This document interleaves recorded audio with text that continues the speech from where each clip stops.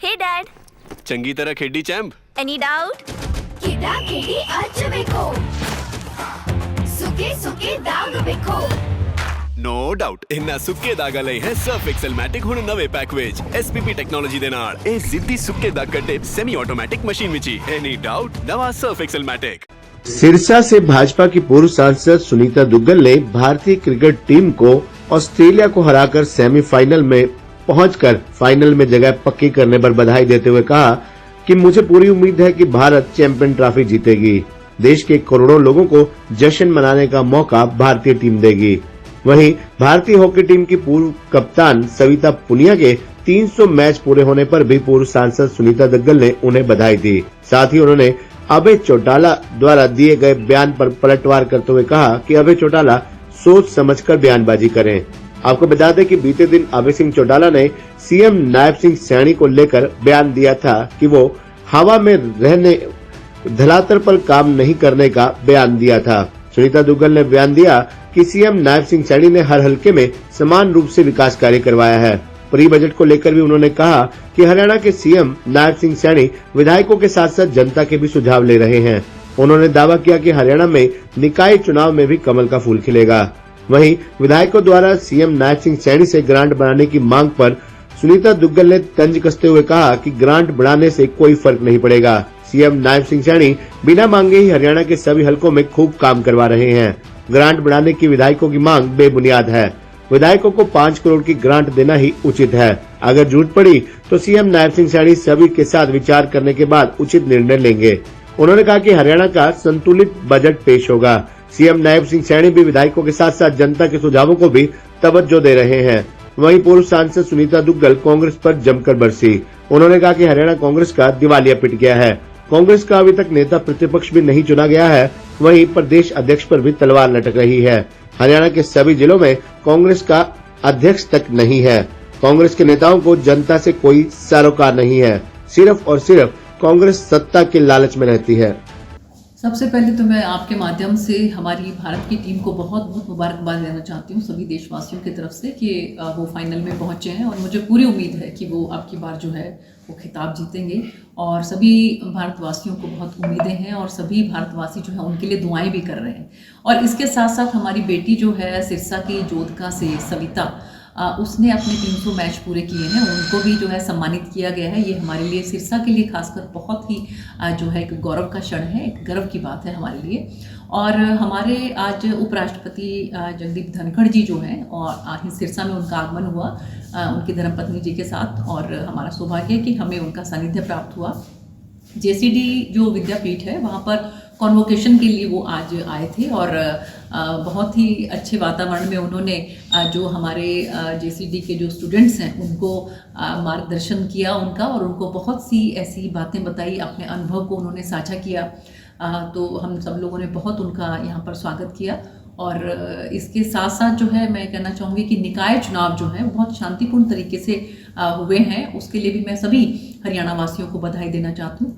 केवल पानीपत का जो है अभी चुनाव बाकी है जो 9 तारीख को है, 12 तारीख को रिजल्ट आएंगे और मुझे पूरी उम्मीद है कि जिस तरीके से जो है वो पूरे जोश के साथ सभी ने पार्टिसिपेट किया है तो हमारी ट्रिपल इंजन की सरकार जो है वो माननीय मुख्यमंत्री नायब सिंह सैनी जी के नेतृत्व में यहाँ पर बनने जा रही है।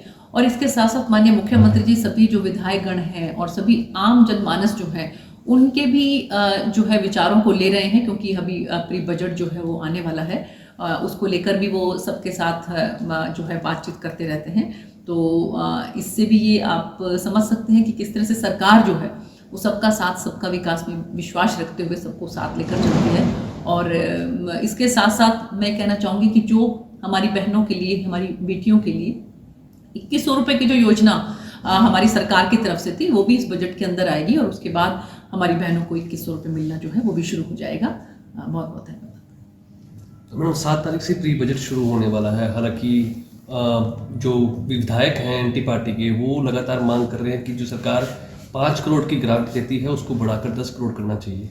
क्या कहते हैं? देखिए ऐसा है कि ग्रांट घटाने या बढ़ाने से मुझे लगता है कि बहुत ज़्यादा फर्क नहीं पड़ता। माननीय मुख्यमंत्री जी वैसे ही बिना भेदभाव के आप ये देखिए कि हर इलाके का विकास करते हैं। आप देखिए कि अभी सिरसा में भी वो कितनी बार आ चुके हैं मुख्यमंत्री बनने के बाद, वो जाखल में भी आए और जहाँ कहीं पर भी उनको लगता है कि वहाँ पर जो है लोगों की समस्याएं हैं या लोग उनको मिलना चाहते हैं, वो वहीं पर तुरंत भाव से पहुँच जाते हैं। और अब उन्होंने स्पेशल ये बात कही है कि जैसे जो हम सड़कों की अगर बात करें कि अभी कोई भी सड़क जो है वो नई नहीं बनेगी, जो सड़कें पहले हैं और कहीं पर टूटी हुई हैं या खराब हैं, पहले उनकी मरम्मत की जाएगी और उसके बाद जो है नई सड़कें जो है उसका विस्तार किया जाएगा या नई सड़कें बनेगी। तो मुझे लगता है कि ये एक बेबुनियाद जो है इस तरह की मांग करने की बात है कि 5 करोड़ से आप बढ़ाकर 10 करोड़ कर दीजिए या उसको और ज़्यादा बढ़ा दीजिए। जब मुख्यमंत्री जी अपने मुख्यमंत्री के हिसाब से जो है जहाँ कहीं पर भी कोई कमी नज़र आती है तो उसको पूरा करते हैं, तो मुझे लगता है कि जो उनका बजट है 5 करोड़ का वो सफिशिएंट है। लेकिन फिर भी माननीय मुख्यमंत्री जी जो है सक्षम है, वो सबके साथ विचार करके इसके बारे में जो भी निर्णय लेंगे वो सबके लिए सही होगा। बजट के लिए विधायकों के साथ साथ पब्लिक का भी व्यूज लिया जा रहा है, कैसे देखते हैं? वो मैंने आपको पहले बताया कि सबका साथ सबका विकास जो है उसमें विश्वास करते हैं। माननीय प्रधानमंत्री नरेंद्र मोदी जी भी जब भी बजट आता है तो उससे पहले सभी जो भी उसके अंदर एक्सपर्ट्स होते हैं या जो भी उसके अंदर जो स्टेक होल्डर्स होते हैं सबके साथ मीटिंग करते हैं और उसके बाद जो है निर्णय लेकर बजट आता है। आपने देखा होगा कि किस तरह से हमारी माननीय वित्त मंत्री निर्मला सीतारमण जी ने बहुत अच्छा बजट अब की बार पेश किया और खासकर एक जो मध्यम वर्ग के लिए जो उन्होंने उसको बढ़ाया है 12 लाख रुपए तक के लिए, तो उसमें भी सभी बहुत इस बात को लेकर सब में बहुत खुशी है।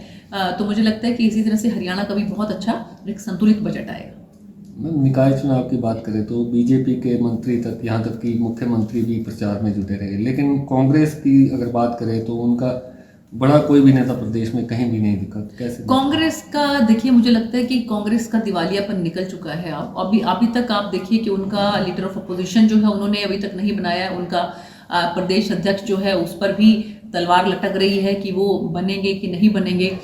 जिले की जो है उस पर स्तर पर देखें तो वहाँ पर कोई जिलाध्यक्ष की नियुक्ति उनके पिछले कम से कम भी 10-12 साल से नहीं हो रही है। तो एक मुझे नहीं लगता कि एक वो ऐसी कोई पार्टी है कि जो सीरियस है राजनीति को लेकर या कि लोगों की समस्याओं को लेकर। उनको केवल और केवल अपनी सत्ता जो है उससे उनको मतलब है और उसके लिए वो किसी भी हद तक जाते हैं, लेकिन अभी ज़मीन पर जो है उनका कोई आधार नहीं रह चुका है और सभी लोग इस बात को समझते हैं, मानते हैं। इसलिए मुझे पूरा विश्वास है कि निकाय चुनाव के अंदर जो है वो ट्रिपल इंजन की सरकार बनेगी और तीसरी बार जो भारतीय जनता पार्टी की सरकार केंद्र में माननीय नरेंद्र मोदी जी के नेतृत्व में बनी है, हरियाणा में नायब सिंह सैनी जी जो है वो नेतृत्व कर रहे हैं और ट्रिपल इंजन की सरकार बनेगी और निकाय चुनाव के अंदर भी बहुत अच्छे रिजल्ट्स जो हैं देखने को आएंगे।